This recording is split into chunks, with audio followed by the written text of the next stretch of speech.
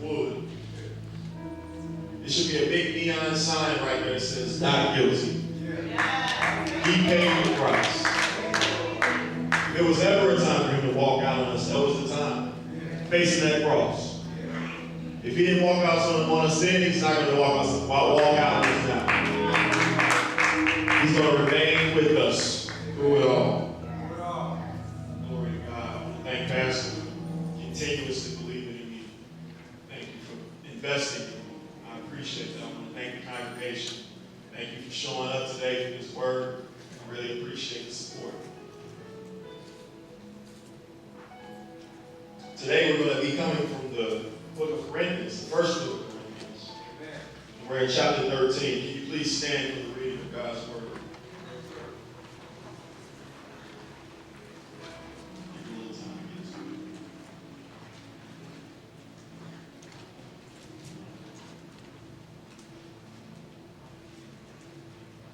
It reads this. If I speak in the tongues of men or of angels, but do not have love, I am only a resounding gong or a clanging cymbal. If I have the gift of prophecy and can fathom all mysteries and all knowledge, and if I have faith that can move mountains, but do not love, I am nothing. If I give all I possess to the poor and give over my body to hardship, that I may boast, but do not have love, I gain nothing. Love is patient, love is kind. It does not envy, it does not boast, it is not proud. It does not dishonor others. It is not self-seeking, it is not easily angered, it keeps no record of wrongs. Love does not delight in evil, but rejoices with the truth. It always protects, always trusts, always hopes, and always perseveres. Love never fails. But where there are prophecies, they will cease. Where there are tongues, they will be stilled. Where there is knowledge, it will pass away. For we know in part, and we prophesy in part. But when completeness comes, what is in part disappears. When I was a child, I talked like a child. I thought like a child, I reasoned like a child. When I became a man, I put the ways of childhood behind me. For now we see only a reflection as in a mirror. Then we shall see face to face. Now I know in part, then I shall know fully, even as I am fully known. And now these three remain: faith, hope, and love. But the greatest of these is love. Let us join hands and pray. Father, we come to you this morning. First of all, thank you. Thank you, Lord, for life itself. We thank you for covering each and every one of us this morning as we head to the church. We thank you, Father God, for your amazing grace and your mercy that just continues to follow us each and every day of our lives. We thank you for the ultimate sacrifice, Lord, the ultimate showing of love that you showed us, Father God, when you sacrificed your one and only Son for sinners like us.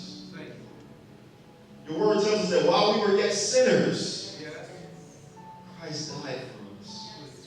While we were your enemies, Father, you still decided to show us a love that has never been seen before.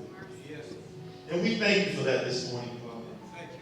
So as we come before you, Lord, I just pray that you would search each and every heart within this congregation. Purge us, Lord, of anything that is not of you. Bless us to be fertile ground, Lord, as this word falls upon it. That it may cause growth. That it may cause a change of heart, a change in direction, Father. Help us, Father God, to love. It is in Jesus' name I pray. Amen.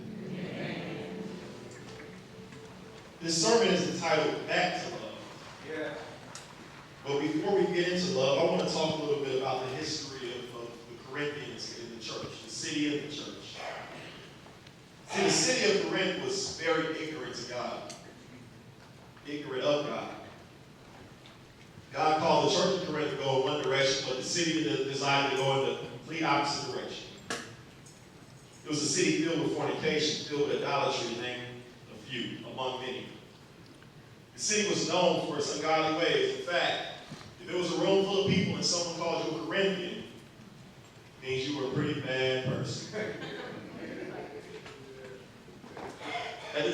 this letter from Paul, the church was really struggling. The Corinthian church had become a carnal church. They were only interested in pleasing their flesh. And because of that carnality, the church was failing to carry out God's purpose for that city. And there's one thing that you notice about local churches. The local culture will always have an impact on the local church. You have an unbelieving city, you're going to have an unbelieving local church. If you have an uninspired city, you're going to have an uninspired local church. An unloving city and an unloving local church. Simply put, the spirit of the city had invaded the church of Corinth. And I want to stop there because as a church, it is our duty to protect this place. It is our duty to protect the congregation, the leadership. It is our duty to protect our children. And the enemy wants nothing more than for us to allow worldly influences to enter our church. And that's what happened with the church of Corinth. I believe we must stand firm against the enemy and not allow the things of the world to infiltrate what we have going on here. It had gotten so bad in the church that they ended up reaching out to Paul, who founded the church, who planted the church. They reached out to Paul because things were getting so bad in the church. And throughout this letter in Corinthians, you see Paul dealing with many issues, divorce, marriage, and things of that nature. And in chapter 13, Paul reveals to the Corinthian church something they have forgotten. They forgot the most important gift of every gift that God has ever given us. It's the gift of love. And I believe here at the community we have to be careful that we don't too forget the greatest gift of all gifts that God has ever given us. We can't get so caught up in the worldly affairs. We can't get so caught up in politics. We can't get so caught up in race that we forget to love. I believe it's time for us to get back to love. And I'm going to give you a few reasons why. My first reason is this. We must get back to love because we cannot be effective Christians without it. I'm going to repeat that one more time. We must get back to love because we cannot be effective Christians without it. Verses 1 through 3 tell us, if I speak in the tongues of men or of angels, but do not have love, I am only a resounding gong or a clanging cymbal. If I have the gift of prophecy and can fathom all mysteries and all knowledge, and if I have faith that can move mountains, but I do not have love, I am nothing. If I give all I possess to the poor and give over my body to hardship that I may boast, but do not have love, I gain nothing. And you know what? The Message version of the Bible makes it even more plain than that. It says, if I speak in human eloquence and angelic ecstasy, but don't love, I am nothing but a creaking or of a rusty gate. If I speak God's word with power, revealing all his mysteries and making everything plain as day, and if I have faith to say to a mountain, jump, and it jumps, but I don't love, I'm nothing. If I give everything I own to the poor, and even go to the stake to be burned as a martyr, but I don't love, I've gotten nowhere. What does that tell us? That tells us that love is the most important thing in this Christian life. We must learn to love. We must extend love. Everything that we do must be in love. Otherwise, our Christian lives are not effective. We can't affect those outside if we're not willing to love them. If our first response is judgment, we've lost the battle. We can give away as many school supplies as we want to. But if love doesn't follow, it's worthless. We can come here on Sunday, we can praise the roof off this place. But if we leave and love is not the first action out of our hearts, it was worthless. Paul wanted the church of Corinth to get their priorities straight. I believe that's a call for us as well. We have to keep our priorities straight. In Mark 12, Jesus was asked by one of the teachers of the law. He was asked, of all the commandments, which one is the most important? And Jesus responded this way. He said, the most important one is this. Hear, O Israel, the Lord our God, the Lord is one. Love the Lord your God with all your heart, and with all your soul, and with all your mind, and with all your strength. The second is this. Love your neighbor as yourself. There is no commandment greater than these. There is no commandment greater than these. It is nothing on earth more important than our love for God and our love for one another. What does that tell me? That tells me that our only focus in this Christian life should be that four-letter word. We must grasp it. We must learn how to affectionately love people. And I'm not talking about a passive love. I'm talking about an agape love, a love that will cause someone to hang from that tree, from that cross. I'm talking about a sacrificial love, a love that doesn't seek self but seeks for others. That's the love we have to learn. Because then that love will not only overflow to God, but it will overflow to our community, to our neighbors, to the people that need us the most. Yes. Our love should be overflowing. Not our knowledge, not even our faith, our love. And as a church, we can't allow the comfort of this building to keep us from extending love out into our city. Yeah. It's easy for us to get comfortable in here to the point where we're not thinking about loving those that's out there. That is our mission. When God gave the mission to Israel, he said he wanted to use them to spread his love to the rest of the nations, to spread his word to the rest of the nations. That's our job. We've taken over that job. We have to be a sign of love to people out in this building, and nothing else. Otherwise, we'll fail. I found something interesting. During, Hurricane Harvey down in Houston, it was very bad. People were losing their homes. There wasn't enough shelters. And one name came up, and I found it very interesting. Joel Osteen, the pastor of the mega church. His name came up because people became angry with him because they assumed he didn't open his doors to those who had lost their homes or needed shelter. And I found that interesting because as much as Joel has done for Houston and continues to do for that city, one sign of not having love in his heart, people were ready to attack him. So no matter what he did in the past, only thing that mattered was now. Are you going to show us love now? Are you going to love this community now? And I think that's what Paul preached to. He said that no matter what you've done in the past, what are you doing now? You may have loved in the past, but are you loving now? You loved your family in the past, and you still love them. That's the question.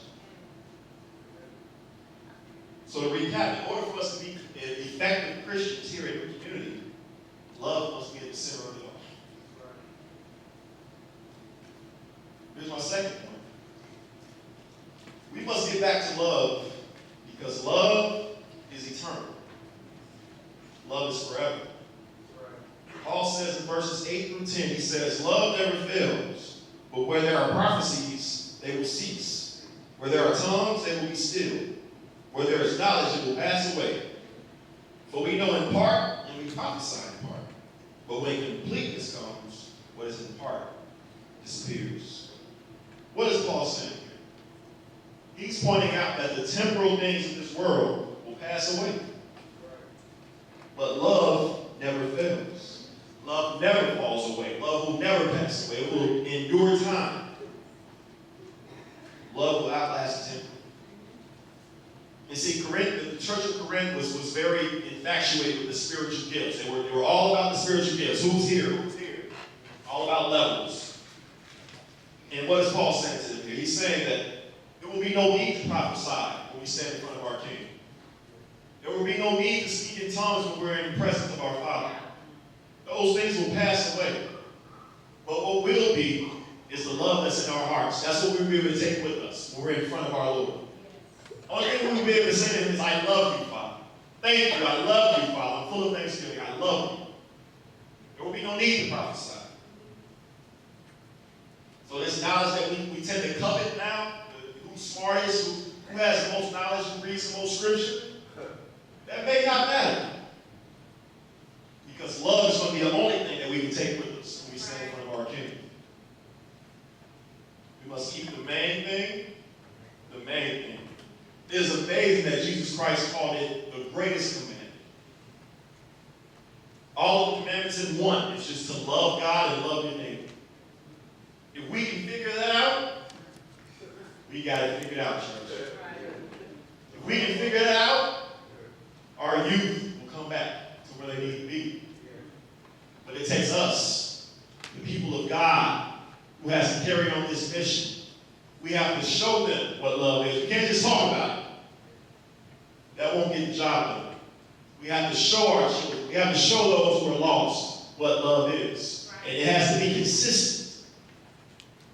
Yes, we're not perfect people. But we can be perfect in love. We can be perfect in love.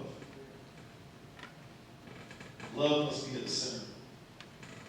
So, new community, let's focus on what's important in God's eyes. Let's get back to loving God. Let's get back to loving our city, our neighbors, our families, our youth. Let's get back to it. Because in verse 13, Paul tells us, he says, and now these three remain: faith, hope, and love. But the greatest of these is love. Not even your faith will be needed. When I stand in front of my Father, I don't need faith, but I'm right in front of him. I can't take faith with me. Love is the most important thing in this Christian walk. I can't say that enough. It's interesting because when we stand in front of our Father, the faith and the hope will decrease because there will be no need for it. But guess what will increase? Our love. Our love is important. We have to love. Point number 3.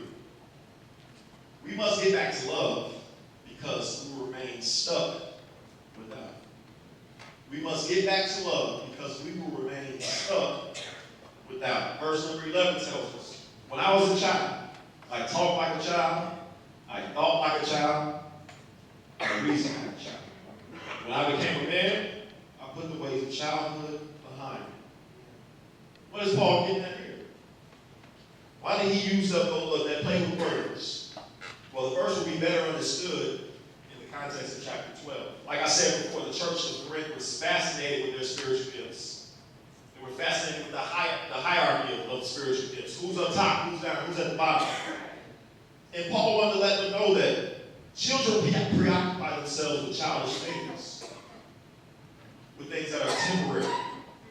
And that's what the church of Corinth was doing. They were preoccupying themselves with childish things that are temporary. Those spiritual gifts that you are fighting over, those are temporary. And Paul is saying that we have to get rid of those childish things because when we become men, when we become women, we have to put those childish things away. When I become spiritually mature, I have to stop occupying myself with childish things. Instead, I must focus on the eternal. I must focus on love. I feel like many of us may be stuck spiritually just because we're still stuck with the childish things of our faith. What are we stuck? What are we doing? What are we chasing right now that won't last forever? What if we wasted time chasing? What if we wasted time thinking about it that we won't be able to take with us when we stand before our King? What are we doing? And I don't want you to just think that this is a call to just walk past everyone and say, I love you. No, that is not what I'm calling us to do. I'm calling us to put this love in action. Now that we know the importance of it. And I think that was Paul. I think that's what Paul wanted to do. He wanted to let them know how important love was, so that he could call them to action. First, he had to lay down the groundwork to let them know that all these other things that you're chasing, all these other things that you're arguing about, all these other things that you're fighting about, are not important. Those are childish things. It's time to put those childish things away and become men and women in the faith. So let us love with action. love has become the most important aspect of our lives. This is a story that I found very interesting. It's about a pilot. His name was Michael Hillis. When things went wrong, he tended to tense up. And because of that, the airline that he was working for ended up firing him. Now, he got hired again by American Eagle. And he was at the controls of the flight as it descended toward Raleigh, North Carolina at about 6:33. 4 miles away from the airport, a panel light came on. Hillis and his co-pilot, Matthew, had been trained to recognize that light as a signal that an engine had quit. So quickly they set about trying to determine what was wrong, which engine had quit. And in doing so, however, they forgot about flying the plane. At 1,400 feet, the jet stream began to drop fast. Hillis and Sailor reacted immediately, but it was too late. Investigators who were looking through the rubble came to a surprising conclusion. Neither of the plane's engines had failed.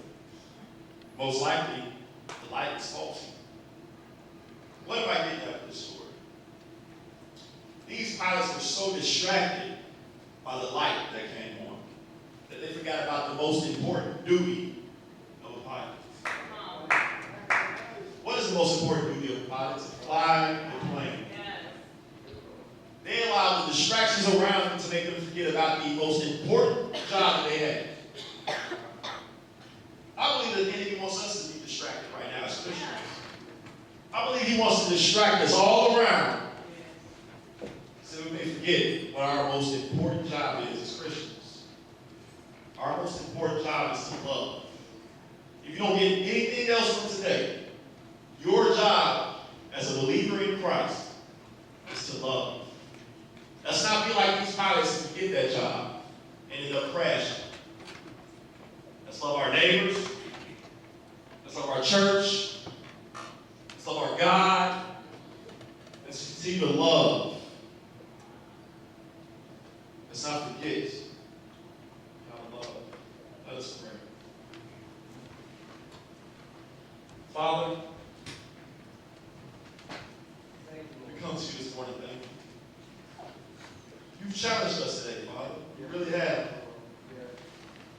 Because sometimes, Lord, we can get caught up with so many other things going on around us that we forget the main thing. Don't allow us, Lord, from here on out to forget that love is the most important aspect of our lives as believers. You showed us how to love by sacrificing your only Son, Lord. Help us to sacrifice our lives, oh Lord. Sacrifice our time, our energy. Sacrifice whatever it is that we may have for the good of others. We love you, Father, this morning. And we thank you for your word, Father. So as we go forward, I just pray that you will continue to have your way in each and every life in this congregation. Help us, Lord, to continue on in love and nothing else.